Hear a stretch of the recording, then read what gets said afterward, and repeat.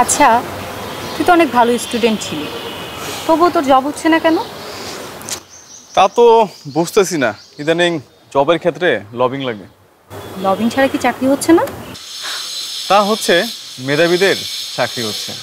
তুই আসলে বিভ্রান্তের মধ্যে জীবনযাপন করছিস। কেমন?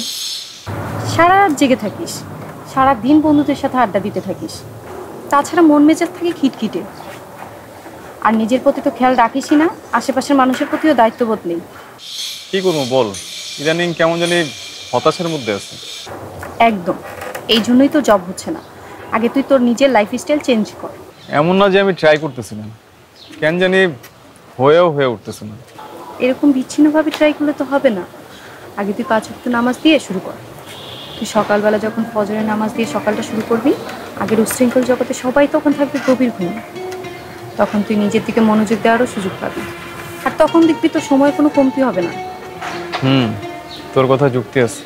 শুধু যুক্তি না, এতে তোর মুক্তিও আছে।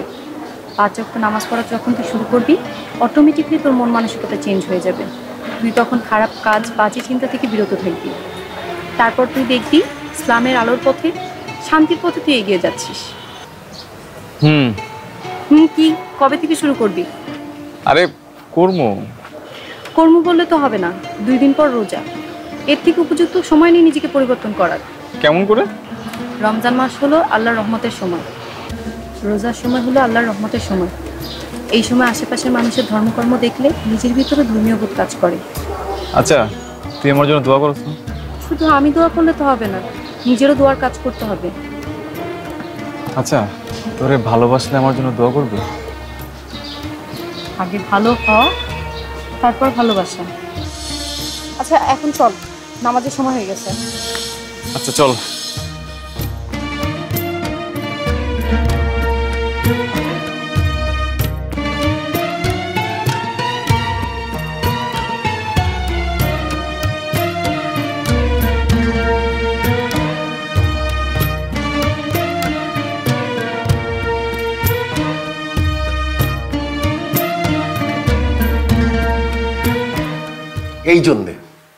এই জন্যে আমি ওকে একা একা যেতে দিতে চাই না। গ্রামে গেছো তো, মনে হয় মোবাইলে চার্জ নেই, এই জন্য মোবাইলটা বন্ধ হয়ে গেছে। তুই চুপ থাক। কিন্তু ওর কাছে তো পাওয়ার ব্যাংক আছে, আর ও তো ফোন অফ হওয়ার আগে আমাদের জানাতেও পারতো। যাওয়ার পর থেকেই তোর ফোন অফ, আর এখন তো রাত 2টার উপরে বাজে। মোবাইল তো হারিয়েও যেতে পারে, তাই না? ফোন হারিয়ে গেলে কি কারো ফোন দিয়ে ফোন করা যায় না? ও কি বুঝে না আমরা টেনশনে আছি? আমার ছেলে মেয়ে কিছু বুঝে? কোনোদিন বুঝতে চাইছে? পরিবার, সম্পর্ক, এগুলো কি ওরা জানে? নিজেদের জীবনে তো কোনো শৃঙ্খলা নাই, আবার পরিবারের কথা চিন্তা করবে। বাবা তুই চুপ থাক, কোনো কথা বলবি না। তোর মা মারা যাওয়ার পরে আমি একলা তোদেরকে কষ্ট করে বড় করছি। এই যে মেয়েটা ফাহিমা, সারাক্ষণ তোদের ভালো মন্দ দিয়ে পড়ে থাকে। তোরা মানুষ হবি কেমনে? যাদের ধর্ম নাই, তাদের কোনো কর্মও নাই।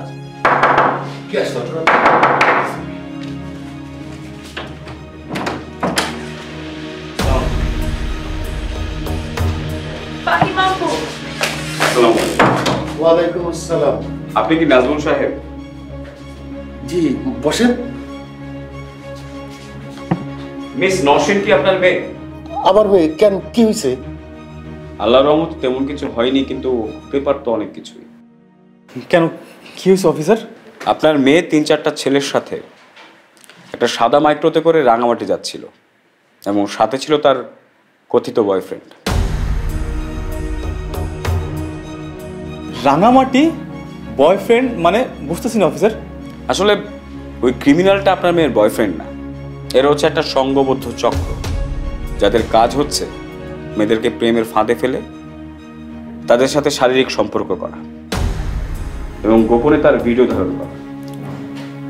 পরবর্তীতে নিজেদের স্বার্থ হাসিল করার জন্য সেই ভিডিও ক্লিপস ব্যবহার করে সেই মেয়ে এবং তার পরিবারকে ব্ল্যাকমেল করে। হায় আল্লাহ, এই কি বলছেন? বেশ কিছুদিন আগে আপনার মেয়ের বয়সী একটা মেয়ের সাথে ঠিক একইভাবে ওরা প্রতারণা করে। প্রতারণার শিকার ওই মেয়েটি শেষ পর্যন্ত উপায়ন্তর না দেখে আত্মহনন করে। তারপরেই আসলে পুলিশ এই চক্রটিকে হন্য হয়ে খুঁজছিল, শেষ পর্যন্ত আপনার মেয়ের সাথে পুরো দলটিকে আমরা ধরতে সক্ষম হয়েছি। আল্লাহ আল্লাহ, আমি কি শুনছি এসব? এই জন্য আমি বেঁচে আছি।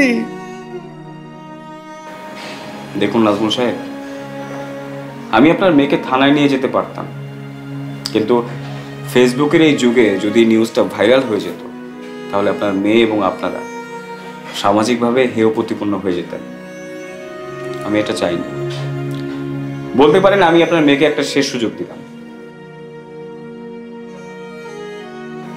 আমরা যে কি বলবো অফিসার, আপনার কাছে আমি অনেক কৃতজ্ঞ। আমাকে কৃতজ্ঞতা জানানো কিছুই হয়নি, আল্লাহর কাছে শুকরিয়া জানান। নাজমুল সাহেব, নিজের ছেলে মেয়েদের প্রতি একটু নজর রাখেন, ওরা আসলে নিজের অজান্তে ভুলটা করে ফেলে। আমি আমি আমার সন্তানদেরকে মানুষ করতে পারি নাই। আমি একটা ব্যর্থ বাবা। পারিবারিক শিক্ষা, ধর্মীয় শিক্ষার কোনো বিকল্প নেই। যে ব্যক্তি 5 ওয়াক্ত নামাজ আদায় করে, ইসলামের সঠিক নিয়ম মেনে চলে, তার পক্ষে আসলে খুব সহজেই কোনো খারাপ কাজে জড়ানো সম্ভব নয়। আল্লাহ তাআলা স্বয়ং তার হেফাজত করে। আপনারা ভালো থাকবেন, আমি আসি।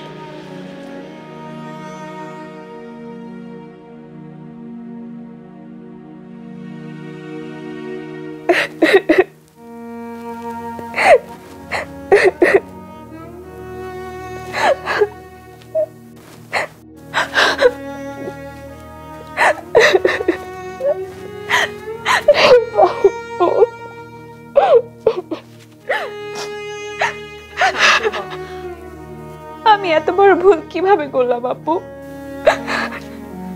মানুষই ভুল করে, আবার সেই ভুল থেকে মানুষ শিক্ষাও অর্জন করে। আল্লাহর অশেষ রহমত যে তোর কোনো ক্ষতি হয় নাই, ভাবতেই আমার গায়ে কাটা দিচ্ছে। আমি আব্বুর সামনে কি করে মুখ দেখাবো? আমার কাছে সবটা কেমন যেন দুঃস্বপ্ন মনে হচ্ছে। আমার সবকিছু শেষ হয়ে যেত। আল্লাহর কাছে শুকরিয়া আদায় কর, আর এখন থেকে তুই নামাজ পড়বি। ইসলামই একমাত্র পথ যেটা দুনিয়া আর আখিরাতে মানুষকে শান্তিতে রাখতে পারে। আমি আব্বুর সামনে কি করে দাঁড়াবো আপু?